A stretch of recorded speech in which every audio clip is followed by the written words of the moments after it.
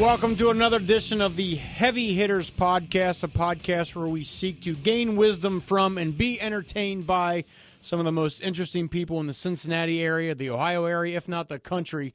And today we are pleased to be joined by the one and only, the iconic Buddy LaRosa, founder of the LaRosa's franchises. Born in 1930, son of Sicilian immigrants, lived in this area. He opened up the first LaRosa's Pizzeria in 1954. And now, along with his son Michael, they have 65 pizzerias in the chain. Buddy LaRosa, how are you? I'm great, Rocky. It's good to be here today and great to hear you. Very good. What can I do for you today? What service can I render to you? Well, we want to, again, just kind of pick your brain and talk about you and your life and everything you've accomplished. Let me start off with this, Buddy. You were born in the 1930s over in South Fairmont, and I believe you even knew my grandfather. What was life like for a boy growing up in the Cincinnati area in the 1930s? It was tough. It was tough. Well, I tell you what, as you know, where your grandparents had their home originally, that was called Petersburg. Mm-hmm. Did you know that? I did. Mm-hmm. Well, Petersburg was a German community. And then below that was South Fairmont. It never really had a designation, because everybody down there was either German or Irish too. But actually, growing up in an Italian community, it was like the haves and the have-nots to a certain extent. We were the underclass. You know, you come from, just like the people that immigrate here today from South America. Mm-hmm. You know, they're looking for jobs, they're hardworking, or else they're criminals. They're mm-hmm. one or the other. And it seemed like it was the same thing in our neighborhood. You know, we had a few people that, you know, chose to go and do business on the other side of the street, mm-hmm. and we didn't. We tried to do it the hard way, and we did. But anyway, anything I can be of service today, yeah. It was tough. Nothing's easy in life. There's no question about it. So, and I know your mom and dad. Let's ask about them. What kind of parents were they? What kind of direction were they leading a young Buddy? I don't know if you want to really hear the truth now. I didn't come from an ideal background. Now, my mother's family and my father's family, they were from two different worlds. My mother's family, the Panaros, they were from Naples, Italy. And my father's father and wife, my grandma, LaRosa, they were from Sicily. Mm-hmm. Well, the Sicilians aren't well received in mainland Italy. That's like the Palestinians and the Israelis. Do I have to go any further? So my mother married my dad because he was like the Pete Rose of the day. He was a young professional fighter. He had a Moon Roadster that was an automobile. And what can I say? She went out with him, fell in love with him. They got married, and the families were quarreling ever since, and wound up getting a divorce when I was only maybe a year or two old. And then back in those days, there weren't many divorced mothers with one or more children, but we went to live with my mother's people, the Panaros, over in Fairmount. And then my father's people lived down in the West End over on Freeman Avenue.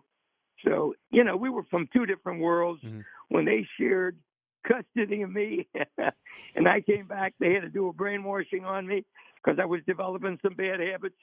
And you only got, what, a half-hour program? Yeah, yeah. I don't have enough time to tell you all the issues. Right. Well, it's kind of like the GCL rivalries, right? The St. X's and the Elders and LaSalle's. We got to kind of get along, but sometimes we don't get along. So it's very emblematic of Cincinnati. But Buddy, what I guess first got you involved in the restaurant industry at a young age? Well, coming from Italian backgrounds on both sides of the family, moms and dads, food was highly regarded and respected in the family. That's how they showed love. If you came to the door and you were selling something, you automatically, you're going to come on in, get something to eat, you know? Mm-hmm. That's the way people were received in our house. I don't care what you were doing, a salesman, if you were on the street peddling wares or whatever, you always had an invitation to sit at the table, have a cup of coffee and something to eat. So it's an expression of love. in our culture.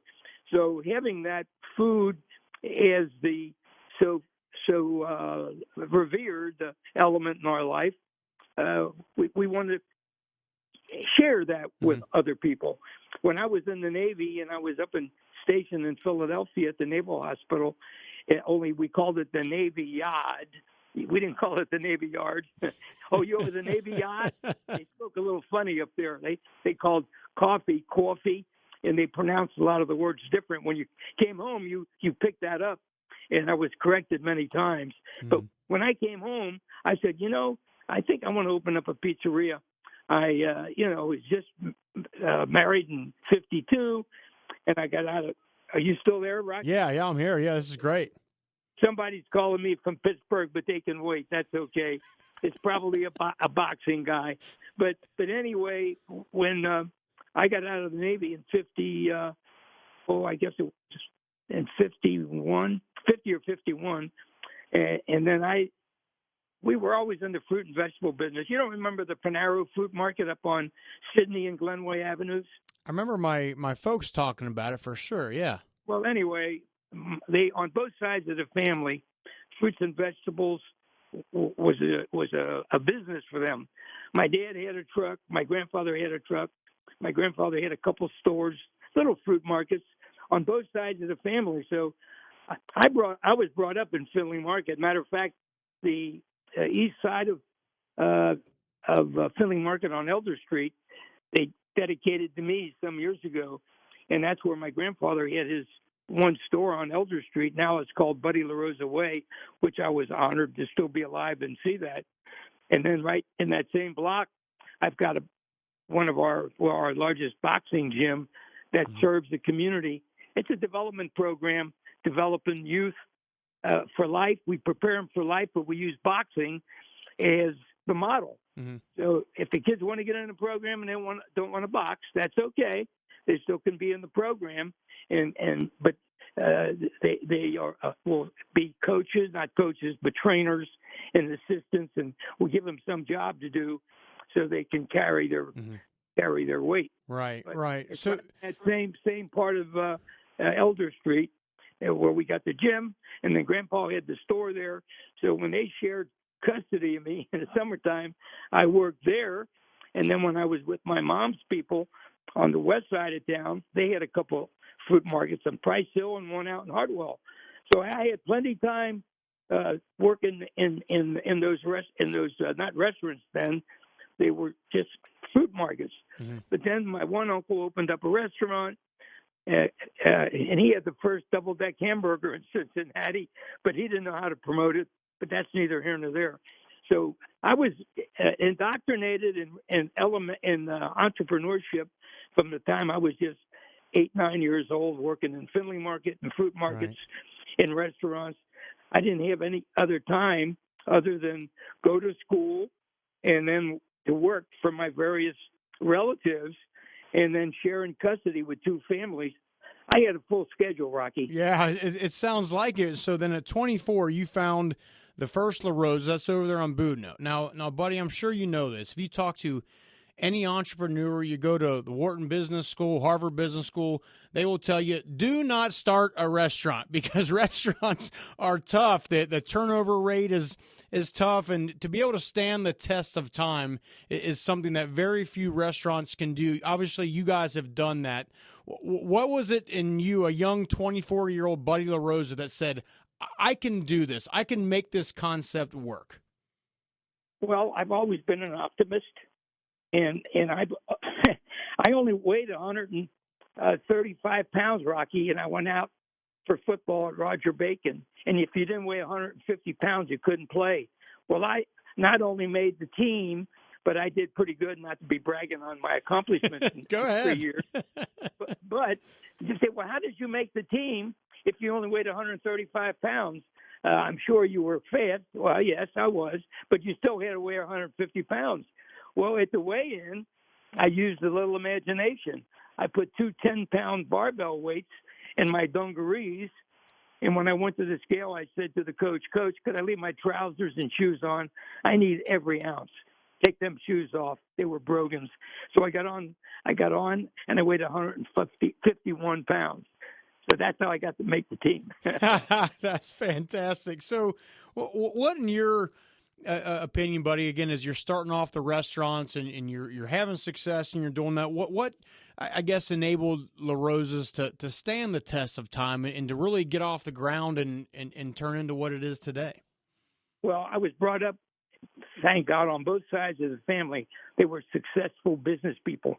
And the reason they were successful is, number one, they gave people quality and they gave them service. 9 out of 10 businesses today, they don't give you service and they don't give you quality. It's all about making money to them. Where on both sides of the family, I will say that maybe that's why they weren't so successful, is maybe they were too generous. But I got those traits of giving people quality and service. And by golly, I was going to do the same thing when I opened up the pizza, because there was no other pizza in Cincinnati when I opened up. And after I opened up, it seemed like the Pasquale people, and then there was another chain that opened up on the other side of town. I don't remember their names, but we were the first. And right. I say we were the original, and we still, I think, carry our weight pretty well, although we're always in the trenches with the big national guys. But in life, just like you did, Rocky, look behind. You just look ahead, and they're going to have to follow you because you're going to lead the pack. Very, very well said, buddy. Let me ask you this: especially as things were getting going, you're opening these restaurants. So, can you think back to a tough time? I'm sure there were plenty of them where you're like, "Boy, I don't know if this is going to work," or just a tough time that you had that you really had to battle through, especially early on. That's every day in the restaurant business. It's not just certain times.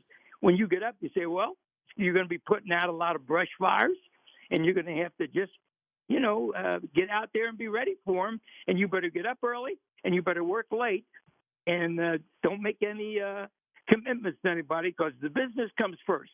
Right. It's like a newborn baby. You have to nourish it.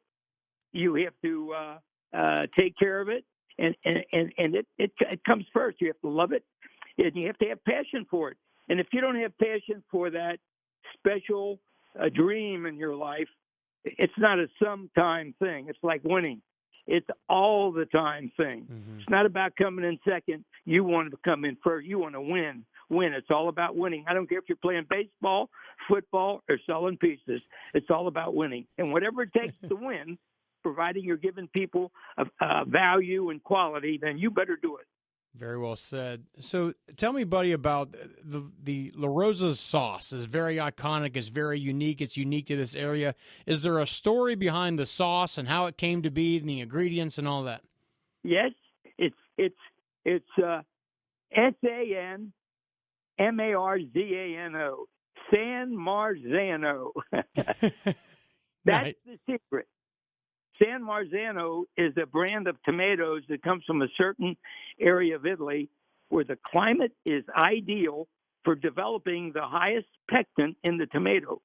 And there's some tomatoes and there's tomatoes. Most tomatoes are nothing but water. Mm-hmm. Other tomatoes are rich, and they have pectin and they have flavor, and that's the San Marzano. Now, when you can have San Marzano tomatoes in your sauce, that's the secret. That's the secret. Absolutely. When I think back about LaRosa's, and I'm not going to tell you where I get the San Marzano tomatoes because they're too expensive. Number one, if you use San Marzano in all your products, you have to charge a lot of money for it. Now, we're not. It's important to make a profit. Yeah. But we still make a profit and sell San Marzano tomato sauce in our products, and we do it competitively. That's the key, the San Marzano tomatoes. Gotcha. Okay. Buddy, what about the to me, when I think of LaRosa's, I think of 347-1111. And that came about, I think, in the 90s. And I remember you were like one of the first companies to do that. And I remember even thinking as a small kid, like, God, why would they do that? It seems pretty complicated. How's that going to work? But that turned out I had to have been a super, of all the smart moves you've made in this over the years, that had to have been a very smart one. How did 347-1111 come about? First first of all, a team is made up of many heads, as you know. Mm-hmm. And, of course, in sports, just like in anything, there's no one person that calls all the shots. And over the years, the good Lord, I always say the Holy Spirit's always been in my corner. And there's always been the right person that was on our team that made a suggestion that everybody looked at, and we do everything on a team basis, and then when things are brought up, we discuss them, the pros, the cons, and take it to the next step. And that was brought up at one of our meetings. I don't remember exactly who it was. One of our key people that's on the team, management team I'm referring to. And to this day, I was just one voice on the managing team. Mm-hmm. And a lot of things I wanted to do got voted out. So if I was calling all the shots, maybe we wouldn't be in business today. But nobody knows everything, Rocky. It's a sampling of the team. And then who wins, we want the customers to win. Because the first and most important people in our business is, number one, our customers. The second important people are our staff that takes care of the customers. Now, if we take care of our customers and then our staff takes care of those customers, then I can sleep at night. But if I'm the only guy taking care of the customer and I don't take care of my staff, I don't pay them well, I don't have benefits, and I don't do this or whatever, then they're not going to take care of them. Then I won't have a business. So my people that represent me, or represent us, I should say, are working as hard for us when we're there as when we're not there. And that's the whole key. Everybody is putting out 110%, 24/7, and we all win. And most of all, our customers win and the community wins. No question about it. So, Buddy, let me ask you this. What if, let's say, the pizza thing and the restaurant thing didn't work out? Have you ever thought about what would Buddy LaRosa be doing if that hadn't worked out? Was there any other dreams, aspirations you maybe thought of secondarily that you can think back on? Well, if you could find the 1948 graduation album or annual from Roger Bacon and look under the seniors and what their ambitions were, when you came to my picture, it said, wants to own the biggest and the best fruit market in the country. Really? Wow. I knew I wanted to go into business. I had a fruit and vegetable truck when I was just 17 years old, and I used to go all out up into Delhi and out and way out in the country where there weren't any grocery stores or anything. And I did that when I was just 17 years old before I went in the Navy. So I always was an entrepreneur in my own right. I never had many real jobs growing up, except part-time jobs in the summertime, but full-time jobs. I always wanted to be in my own business because I wanted to work for myself. I knew the benefits of it. I can work as hard as I want to, and then maybe at an early age I can retire. Here I am, 91 years old, and I still say I'm working. I'm not retired, but strategically I am for as far as Social Security is concerned. Well, and you're still out there. You're in the community. You're doing great things for kids. And one of your passions for a long time, Buddy, has been boxing. What got you into boxing? What was the allure of boxing and getting your program started that so many young kids have been able to go through? What was your attachment to boxing? Well, getting back to my dad, who was a boxer, and he went on not only as amateur, he was a pro. And I remember watching him train and watching him box. And what I liked about boxing, and he put me in a program when I was about 9, 10 years old. And he said, in boxing, you're in there all by yourself. You have to be in shape. You had to sacrifice to make a weight, whatever weight you were boxing at. So it teaches a young man self-control and self-discipline. If I got on a scale today, I could still make 139 pounds where I boxed 80 years ago. I only weigh 140, 41 pounds today. So it keeps me shape all the time. I get up, I get on the scale. I go to bed, I get on the scale to this day. My people think, what are you getting on the scale for? Well, I don't have to take any pills for blood pressure or anything consequently. So there's some good part of it. I don't have to make weight to fight, but now I'm fighting the guy with the sickle, Father Time. He's the opponent now. Yeah, and you can say, folks, what do you mean? Look at me. I'm 91. I'm still working. I'm doing all these things. That's why you're getting on the scale each and every night and each and every morning. What about think about this one? Who was the most influential person in your life, especially at a young age? Who was that person that had the most influence on you that you can recall? Well, it's going to be way far out. Vince Lombardi. Why? I met him at a young age up in Dayton, Ohio, and I spent an afternoon with him, and I thought I met God. And to this day, I have a booklet that he sent me one of his speeches I heard. I wanted a copy of it, and he gave me permission to print it, and I've been handing them out to young people, oh gosh, since the 70s, right before he passed away. And I to this day, I still print them and give them to young, aspiring people. He was brilliant. He was a philosopher. And lastly, he was a winning coach. But he was a great philosopher and a great human being. He just, anything in life that you attempt, you want to be successful at. And he motivated me more than anybody.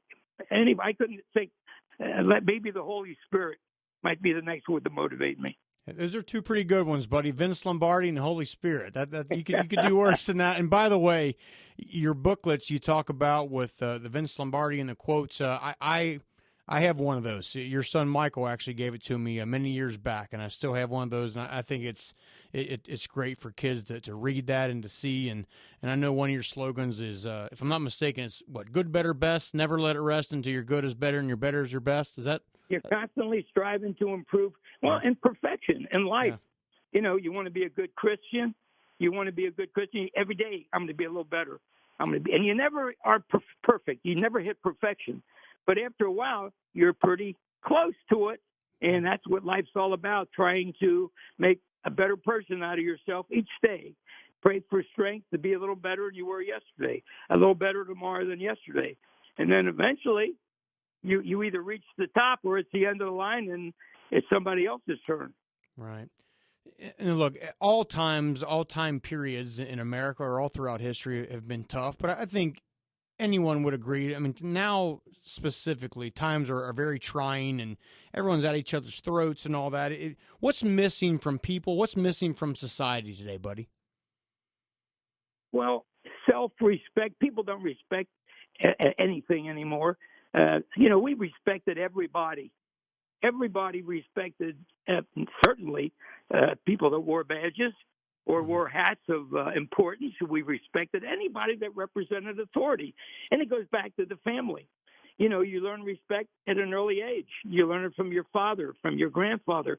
I was taught when a lady comes to the table to get up and stand up. And we were poor. We weren't doing it in a high-class restaurant. My grandfather said, when men can have babies, then you treat women the same as men. But that's a miracle that a woman can have a baby. So you always treat her special. You put her on a pedestal. You open the door for her. You get up when she gets up. And my grandfather, he didn't have an education. I don't think he went to the 5th grade. But he had respect for women and then respect for people. And we don't have that respect anybody. We look down at people. We're critical of people. We give them we give them names. Don't call them Mr. My boys better call you Mr. Boiman. Excuse me. Of course, they're older than you now. But still, Mr., or Mrs. Yes, sir. No, sir. It's respect, and it starts when you're little and you get it at home. We don't have the home life. That's why I started a boxing program. You better respect that guy in the other corner. He's going to pin your ears back.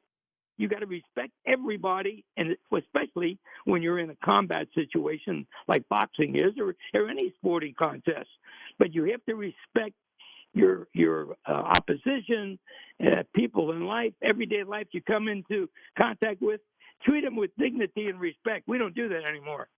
Very well said, and I agree. Now speaking of children, I know your kids are involved in the business, Mike and Mark. And Mike, I know very, very well. Not Mark, not as much. But just describe what that's been like with your sons now, running the business and working alongside them, even when they were young, all throughout from then up through now. What's that been like working with your sons and your family?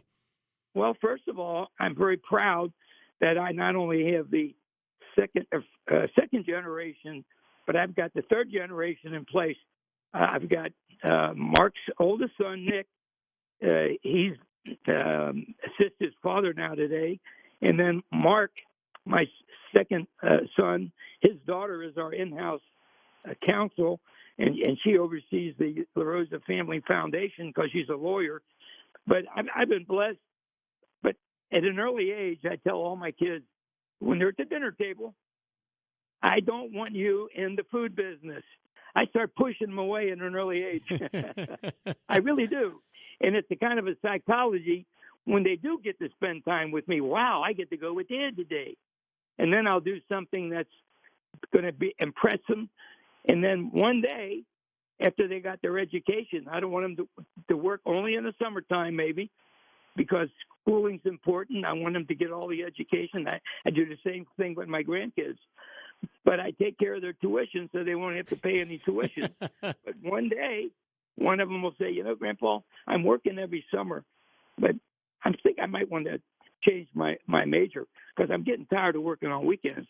Well, that's what's so bad about the food business. And when you're in your own business, you're working 24/7. Right. And soon it gets old.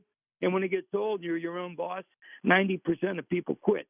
They got to have somebody pushing them all the time, pushing. Well, in this business, you got to push yourself. And if you don't, you're not going to win the race.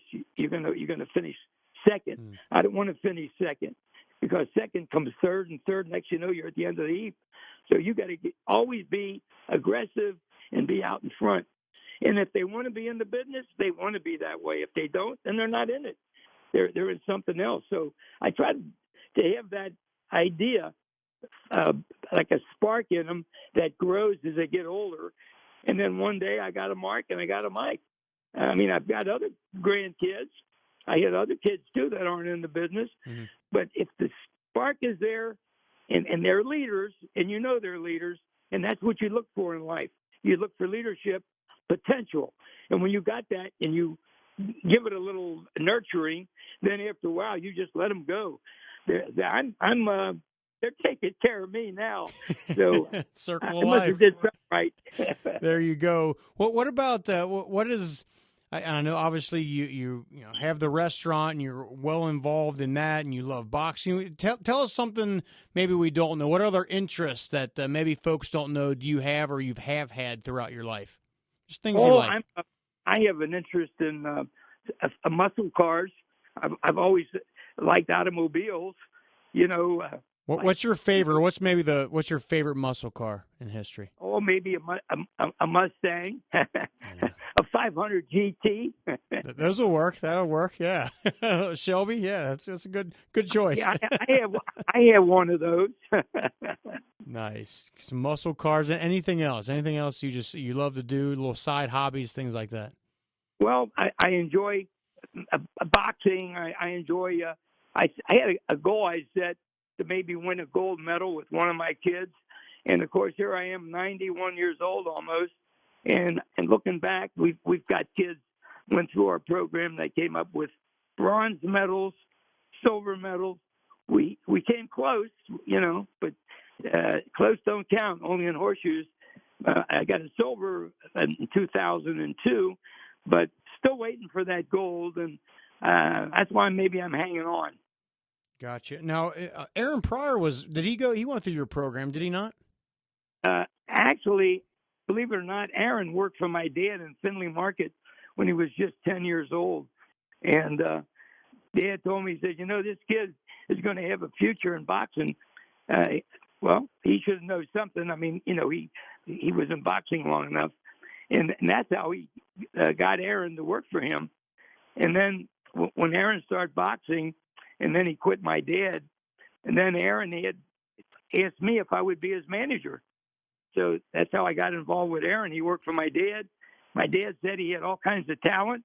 And the most important asset he had in boxing, you could hit him with a baseball bat in the jaw, and he might blink his eye. You could knock Aaron out. Got to be able to take a punch if you're going to box, right? You don't want to take one, but when you do catch one, you better roll with it. Yeah, I mean, my dad always talked about how great he was and how great it was watching him. So let me ask you this, just to kind of close up a little bit here. When, 50, 100 years from now, when people talk about Buddy LaRosa, what do you want them to say about you? 50 or 100 years from now? Yeah. I don't really even think about it. And say, who was he? Oh, I think he was the guy that brought pizza to Cincinnati. That's good enough for me. Very good. Well, I know we'll close up here, but I know you had some questions for me. So if you do, fire away. All right. Number one, like I say, where your grandparents lived, that was called Petersburg. Mm-hmm. And then right across the street from where they lived, or next door, was the Metz's Wine Garden. Now, did you ever hear of that? No, I can't recall that one. You remember when the Lutz Company owned that property? I remember that name for sure. That's anyway, there was about 30 acres there, and the Metz Wine Garden. They served food and they had a winery there back in the 20s before Prohibition. And all of my uncles, I had 8 uncles, and they all lived down in South Fairmount, the Italian community, and they all worked up there as in food service and whatever. And I used to hear stories all the time. Then when I got older and I used to walk up that way, the Metz property was still there, but the Lutzes owned it then. And then I used to buy milk from the Gumps. Did you remember the Gumps? No, don't remember that. They were neighbors. They were neighbors of your grandparents. Mm-hmm. Well, they had 2 cows. So I wanted milk from a cow. I don't want the milk that you bought in the grocery store. Right. So I worked, and I had a little money. I used to go up and buy a half a gallon of milk from the Gumps all the time. And the Boimans, now, what was your dad's, was his name Michael? Well, my dad's name is Michael, but his dad, the one is Bob Boiman. Bob was the John Wayne of the neighborhood. Really? Did you hear? Did Bob wear an orthopedic shoe? Well, he may have when he was young, but I mean, that's where I get my height from. He was 6'2", 6'3", back when not a lot of men were 6'2" and 6'3", broad shoulders, the whole deal. One of the Boiman boys wore an orthopedic shoe. I don't remember his name, but the one that was your dad.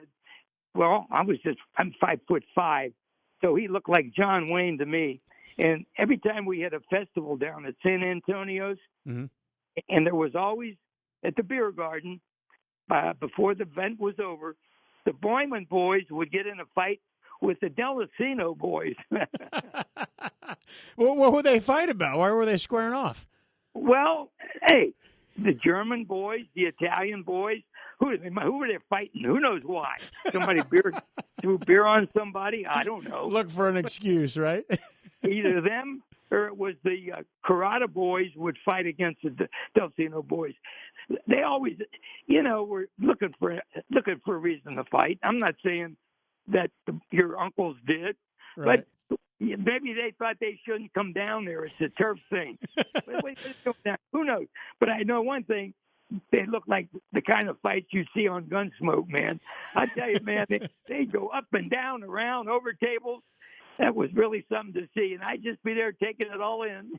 But your dad was the John Wayne to me. Yeah, well, yeah, and my grandpa Bob, and then his brother Jack. And Jack, of course, started the family business, the Boiman Construction. He was a carpenter, wasn't he? He was in basements and kind of that sort of thing, foundations. Oh no, he did a lot of jobs for me. Well, then my grandpa, the one you knew specifically, Bob, he was a bricklayer for 50 years. I mean, and right. he had the biggest hands I've ever seen on a human being. I mean, his ring, you could fit almost a silver dollar through it. It was, God. Hey, big. You're no midget, Rocky. That's right, but you're too humble. You come from, that's the kind of stock I wanted to come from, but I didn't. That's why I had to put weights in my pocket. That's fantastic. Well, listen, buddy, we really appreciate you coming on the podcast here and wish you all the success in the world, and we just thank you for all you do for the community and the great example you set, and just can't thank you enough. Thank you, Rocky. God bless you. All right, buddy. Thank you.